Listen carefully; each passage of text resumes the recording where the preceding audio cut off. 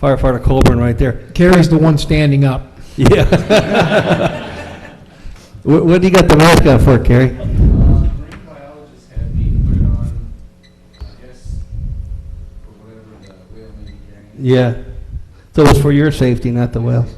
Carrie said that the whale kept wrapping his... What's that? That's a whale safety. We got more out of that. Yeah. Well, Carrie said that the whale kept wrapping his tail around his legs for warmth, and they kind of bonded, and it was quite a thing for them to do that. He did, he had a little side fin, and I wasn't exaggerating. Every time he would move away, he would back into me, and the little side fin would wrap around my ankle. Yeah. And then you could see from the boat that he would bow it around. Yeah. And he just seemed much calmer. Yeah. Well, I know Deputy Chief Giuliano always says this, and we say this, you know, like when somebody went down in the Imperial River, we didn't know why they come up. These guys are the ones that go into that situation, not knowing why that man was down. So to get in the water with a whale is not necessarily a simple task, not knowing what that animal would do at that particular moment. You can see how dangerous it looks right there. Yeah. Well, we all heard what happened at SeaWorld, so. Bring them home and put them in the aquarium. Well, thank you, Greg. I think we'll move on. Yep. Okay, on to my next item here. You're probably all wondering why we got this big contraption right here.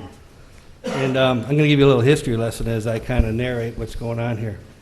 After the Spanish-American War in the late 1800s, the military and the corporate world had an expression that says, take a message to Garcia. A soldier or an employee who can take a message to Garcia is someone who doesn't need direction or motivation. Someone who will do the job no matter what it entails and doesn't need constant direction from his boss or supervisor while doing it. During the war, it became very necessary to communicate quickly with the leader of the insurgents, a guy named Garcia, who was in Cuba. Garcia was somewhere in the mountain wilderness. No one knew where. No mail or telegraph message could reach him. But President McKinley must secure his cooperation, and quickly. What to do? An aide to the president says, I know just a man who can do the job.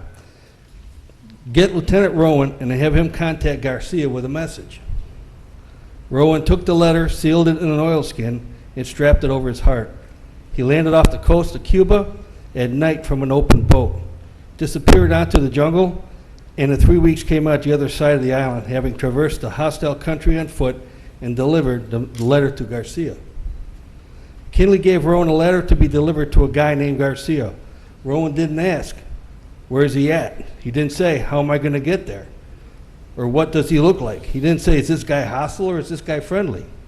Lieutenant Rowan was given a task and he did it. It sounds simple, but then like now, an employee who can take a letter Garcia is like finding gold. Why am I speaking of this? Well, here at the BSFD, we have many such employees. In fact, we produce them and expect them to perform without question. One particular employee, Mike Burkhardt Singler, is sitting back there all embarrassed now because he didn't know I was going to do this, is exemplary. Mike's not a firefighter. He's responsible for maintaining our buildings. It's not unusual to see Mike on ladders, on a roof, or even just changing light bulbs. In addition, Mike is my go-to guy for all my projects. And it was Mike who I first thought of when I had a small problem with cleaning our bunker gear. We always say it's not cheap to run a fire department. Cleaning our gear is no exception. We are required to abide by regulation NFPA 1851 when it comes to the care and cleaning of our bunker gear. It needs to be done a minimum of twice per year and also every time it's used at a fire or soiled with bodily fluids. Hey, someone stole my... This is NFPA 1851. This is how thick it is. It's just one of the many, many, many regulations we have to abide by here at the fire department. People think we can just do whatever we want, but it's just not so. Our bunker gear, coupled with our air packs, keeps us alive when we're inside a fire where temperatures routinely reach 400 to 600 degrees at our head and as much as 1,500 degrees at the ceiling. It gets that hot in our burn box right out here when we're training.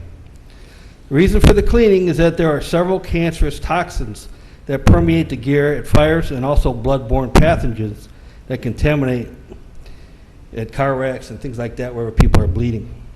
The gear costs around $1,800, and up until now we needed 2 sets per firefighter and had to send them to Miami. That's the closest facility that was certified to clean them. You have to have certified people just to clean this gear.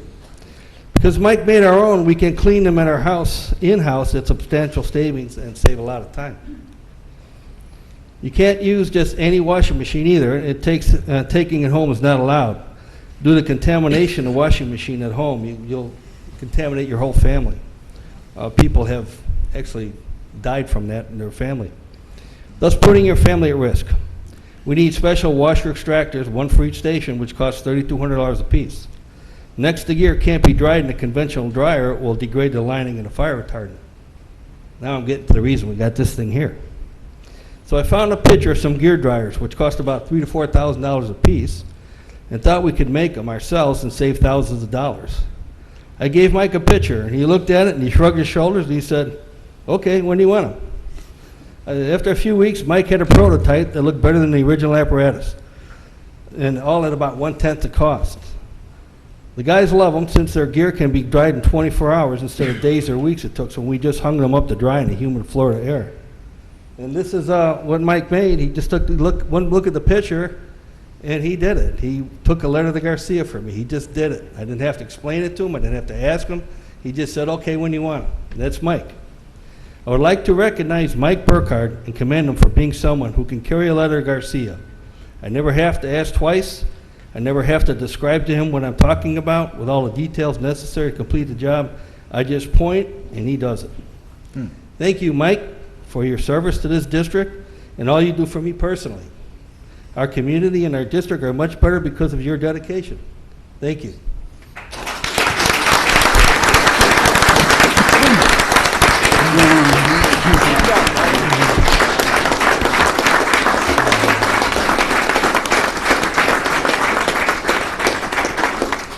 Even tonight, when I said, hey, Mike, you're coming to the meeting tonight, aren't you? And he goes, you want me to?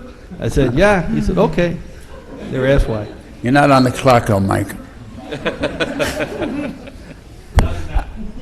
Is it possible to make a financial award to Mike? I see Mike around the station, and he is constantly always working. And on a project of this nature, I think we ought to do just more than say thank you.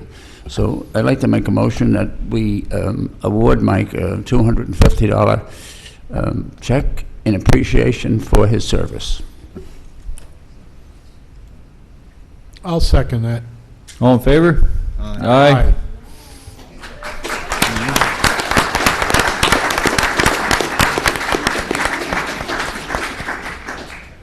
We should have just paid him overtime, Commissioner. That would have been cheaper.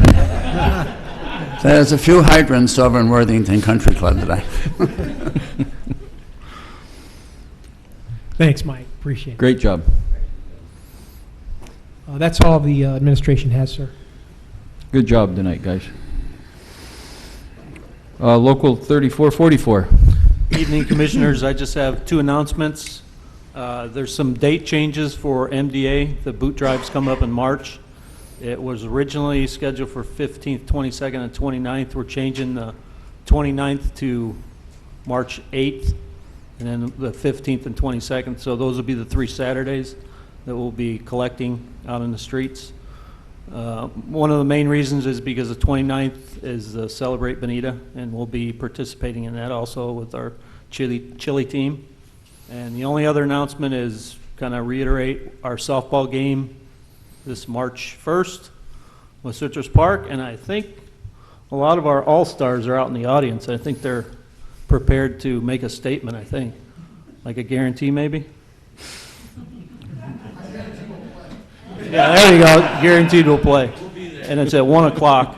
We've been trying to get a women's team together, but we're kind of thin in that area. Actually, our pitcher and first baseman, I think, sitting right there in front. Yeah, it's definitely away. Thank you. You looking for a women's team to play, or? Yeah. For an opponent. Yeah. to win that one. Commissioner's business. Commissioner Fitzgerald? I have nothing to add, other than to thank the candidates for the fire commissioner position. I know most all of them. They're all honest, good people, and each and every one of them would have done us a good job. I thank them for participating. I thank the staff for getting the word out and getting that many participants to come in. I wish the chief well, and I plead for your cooperation and your leadership. Thank you. Commissioner Forbes? No, I would like to extend my thanks for the applicants that filed to fill retiring Commissioner Lyle's seat, and it was a tough choice, and I think that we've made a good pick, and I think you'll add some valuable information on how to operate a fire-based EMS, even if it ends up fire-based with us or cooperative or whatever. Thank you. Commissioner Conforti? I'd just like to welcome Commissioner Casilla to the board. Commissioner Casilla?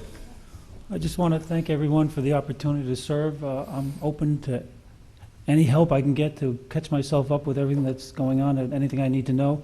I'm open to anybody in the fire department, anytime. I'll do anything I can for you to help things get along and make things better. Thank you. And thank you. Welcome aboard. And I'm sure between the chief and Irish, they will fill you in on many things. There's a lot of things that we can't do as commissioners because of the sunshine law, as far as sitting and talking, but administrative staff here will Yes, sir. bring you up to speed. I'm confident of that. Yes, sir. Thank you. Public input?